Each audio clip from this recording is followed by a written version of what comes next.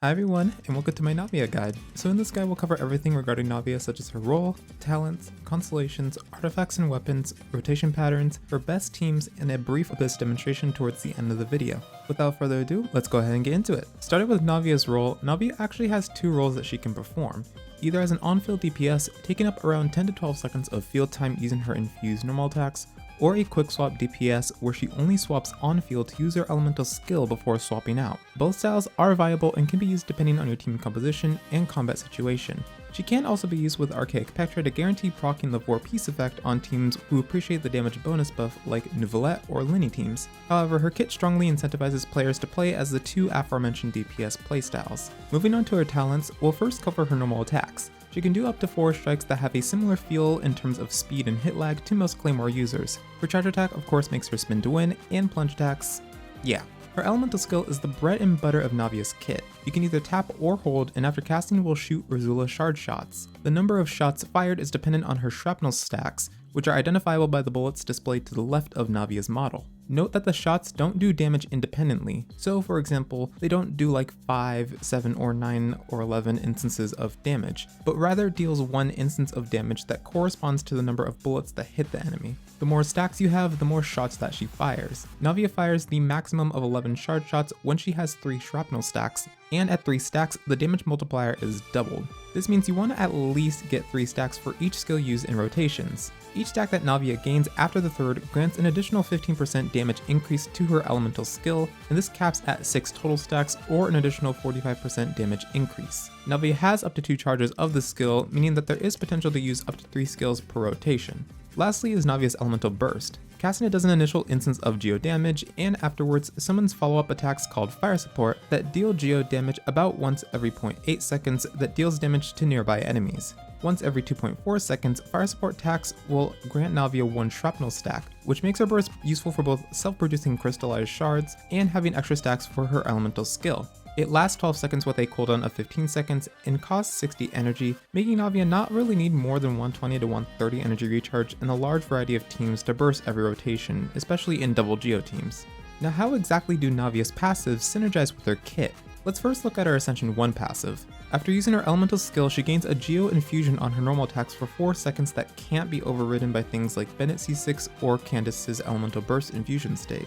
Additionally, her normal, charge, and plunging attacks deal 40% increased damage. This enables Navia's on-field potential both for her damage and her ability to produce crystallized shards by herself. Her Ascension 4 passive is based on her team members. For every Pyro, Electro, Cryo, or Hydra party member, Navia gains a 20% attack increase. This can stack up to 2 times. This passive is best suited for things like double geo compositions, as the last 2 slots can pretty much be any Pyro, Hydro, Electro, or Cryo character depending on your needs or preferences. Even outside of double geo, it still allows for some team flexibility and does not restrict her to one specific archetype, like for example mono geo or freeze compositions. For talent priorities, you definitely want to level her elemental skill first and foremost, as it's where the vast majority of her damage is for both her primary playstyles. Her normal attacks and elemental burst have equivalent prioritization, so whichever you level first or don't level at all really depends on the type of playstyle that you're going for. Transitioning over to her constellations, we'll first begin with her Constellation 1. Navia's Constellation 1 restores 3 energy to Navia and decreases her elemental burst cooldown by 1 second for each shrapnel stack that is consumed. Up to 9 energy and 3 seconds of cooldown reduction can be obtained in this manner. Now the energy restoration effectively eliminates her energy needs, especially in double geo teams, and in solo geos, she'll only really need at most maybe 110 to 120 energy. The cooldown reduction on her elemental burst allows it to have basically full uptime since it lines up with its duration, and in turn potentially more self-stacking production. However, while these are nice alleviations for Navia, they don't really warrant much of a damage increase. Navia's Constellation 2 increases the crit rate of her elemental skill by 12% for each shrapnel stack that is consumed. This increase can go up to 36%, meaning that it caps at 3 shrapnel stacks. Additionally, hitting enemies with her elemental skill summons a fire support from her burst near the enemy. 1 instance can occur per skill use, and such damage is considered as elemental burst damage. So the additional crit increase gives her skill the Marchesi Hunter effect basically for free for the most part, making the set slightly less valuable in Farina teams because you're already getting it in her skill. The extra damage from the fire support gives an appreciated increase to her overall damage, thus this constellation is a pretty good stopping point for those who want to get constellations for Navia. Navia's Constellation 3 increases the level of her elemental skill by 3.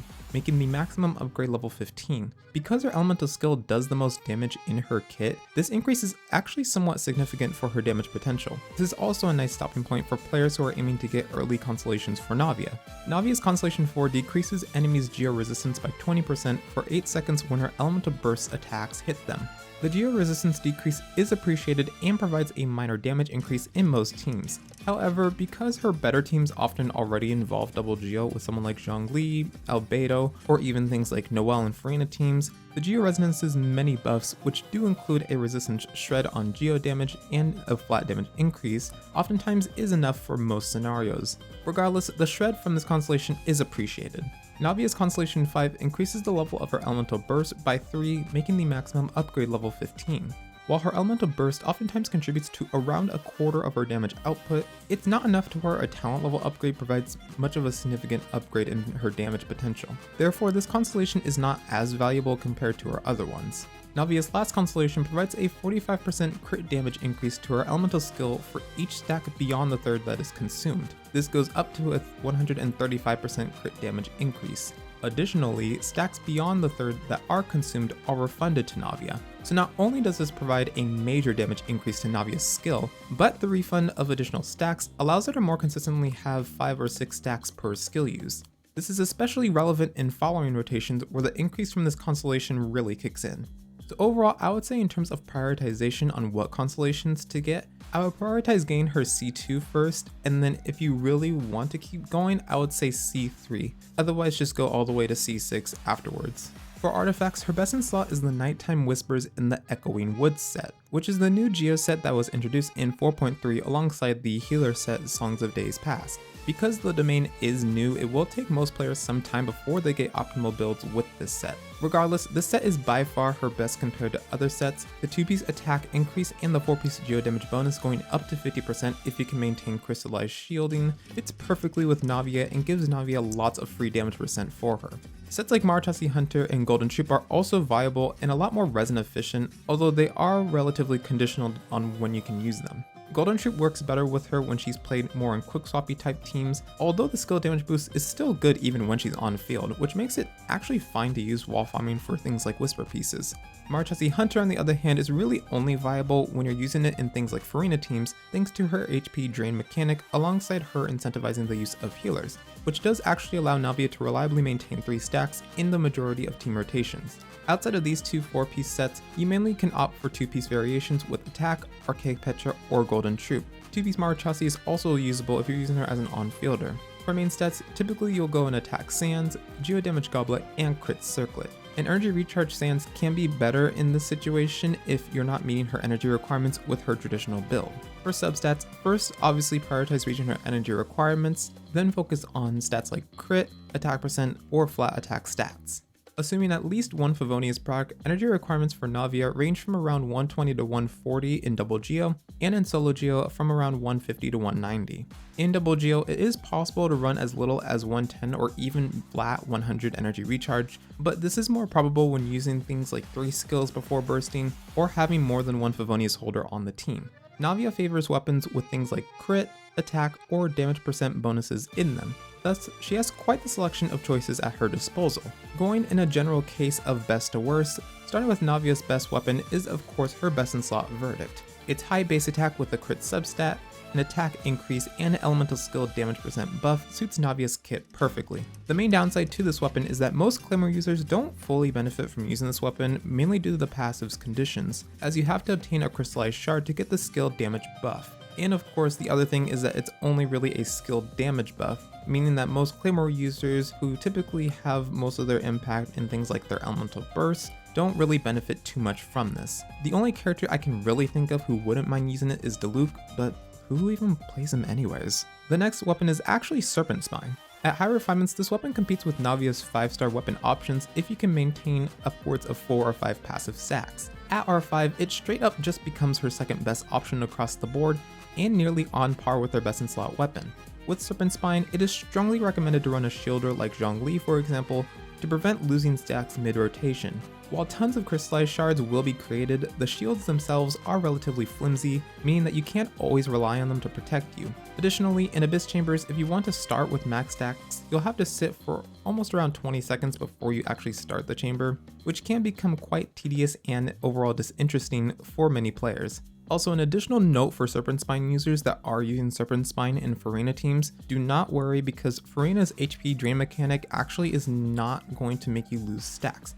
I've actually seen this question asked a couple times in main servers, so I'll address it here. The reason why her HP drain doesn't make you lose stacks is because the drain is not considered as actually taking damage. Thus, it is safe to use this weapon in things like Farina teams, so don't worry. Next up is any 5-star crit weapon, which includes Beacon of the Reed Sea and Redhorn Stone Thresher. Beacon has a slightly higher base attack with a crit substat and provides attack based on set conditions. While Navia can easily meet the first condition, the second is difficult to obtain when using a shielder. Redhorn has a low base attack and a high crit damage substat and gives a minor increase to Navia's infused normal attacks. Although the normal and charge attack damage increases are increased by defense stats, which is a stat that Navia doesn't really invest into, the increase and base stats are enough to make a decent choice nonetheless. Following up is all of the 5-star attack and energy recharge weapons, including the Unforged, Wolf's Gravestone, and Skyward Pride. The Unforged is relatively consistent when using a shielder, but otherwise still provides a lot of attack stats for Navia.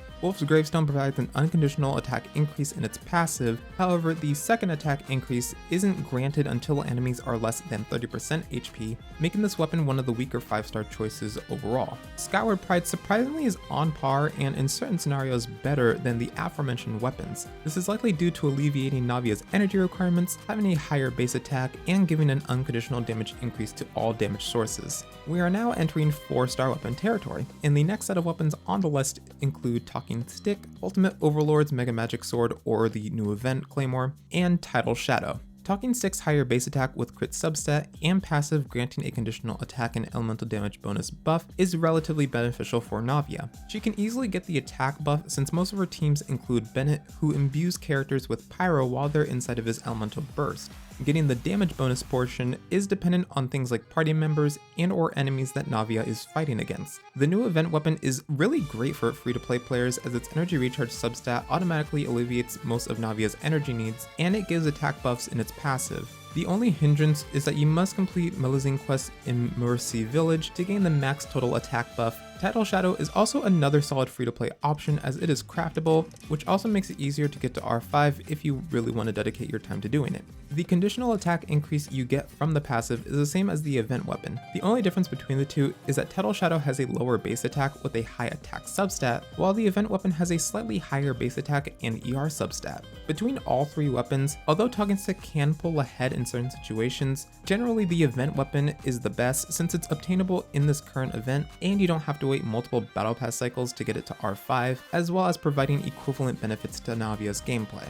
Blackcliff Slasher is a viable 4-star weapon option due to it being a crit weapon. However, like all the Blackcliff weapons, its primary issue has to do with its passive. Blocking a strict condition of having to defeat an enemy before actually getting an attack increase makes this weapon fall in value compared to other options. In the context of Navia, who is a character that mainly shines in single target and 2 or 3 enemy situations that usually aren't in multiple waves, this can be quite a hindrance. Of course, when you take advantage of it, it's good. Despite this, the aforementioned 4-star weapon options either directly compete or can simply be flat out better, even when assuming at least 1 or 2 stacks of its passive being active. Other weapon options that I didn't mention like Akumaru, Prototype Archaic, Katsuragi Kiri Nagamasa, and the Fish Claymore are usable on Navia, but notably weaker mainly due to their passives and stats not being as beneficial to Navia compared to other choices. And an honorable mention that I'd like to put in here is actually R5 Sacrificial Greatsword. Now I've seen this being used multiple times and I've seen discussions around this weapon. There are benefits and also downsides to using this weapon.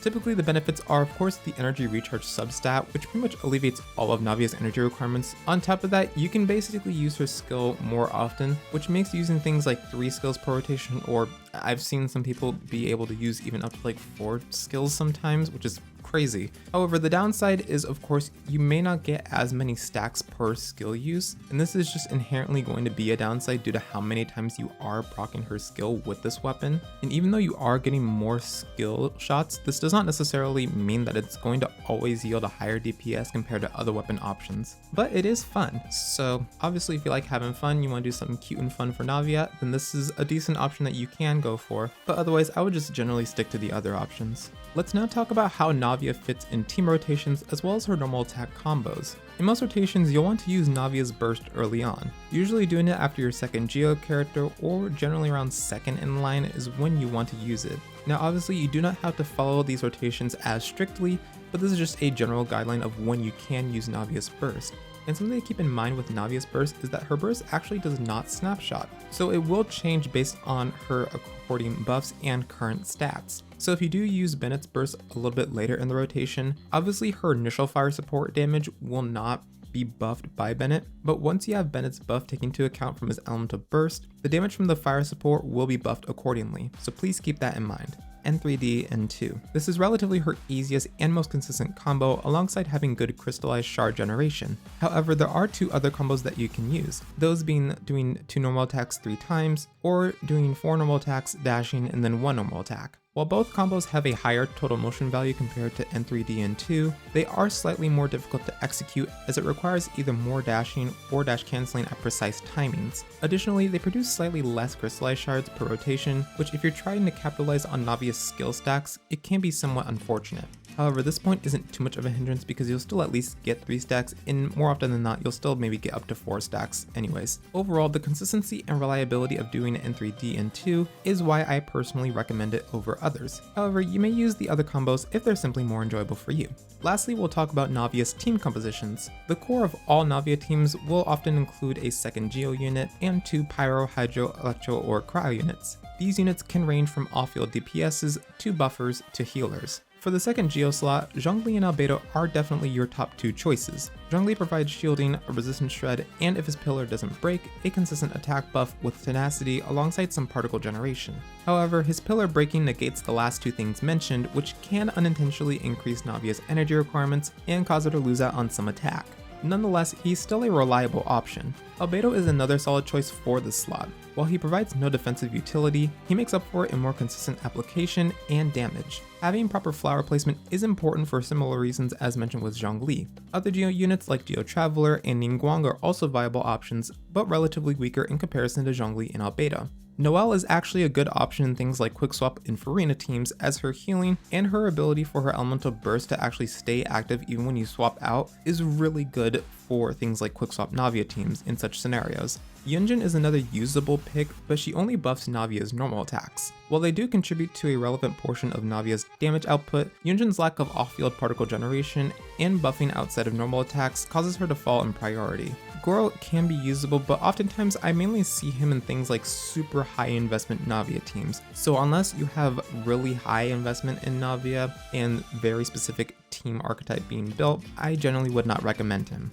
For the last 2 slots, Bennett is a premier teammate due to his flat attack buff, healing, and attack buff from Noblesse, which is all appreciated by Navia. Most of Navia's better teams will have him on them. Farina is another great teammate as she not only allows Navia to use 4-piece March as a hunter, but the damage percent buff she grants is quite strong. Paired together with Bennett, they can make a strong duo even if less fanfare is generated per rotation. If you don't want to use Bennett, then you can use a team-wide healer like Charlotte, for example, who can't get max fanfare easily and has access to sets like Tenacity or Noblesse, or also can use Thrilling Tales if enough energy is built.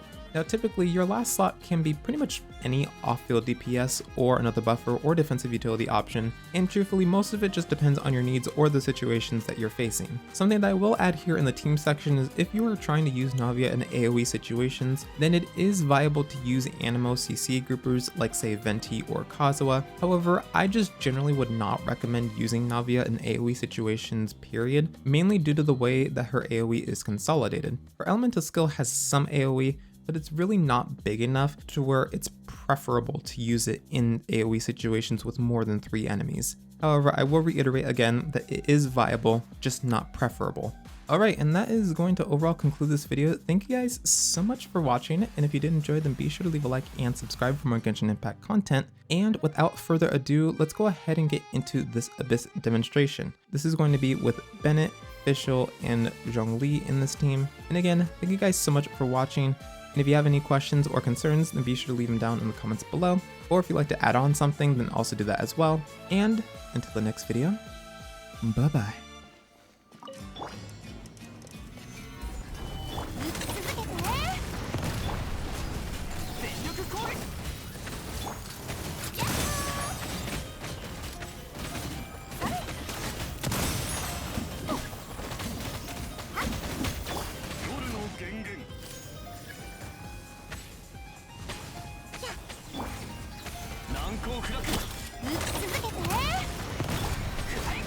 みんながそばに答えなさい。これって3だっけ？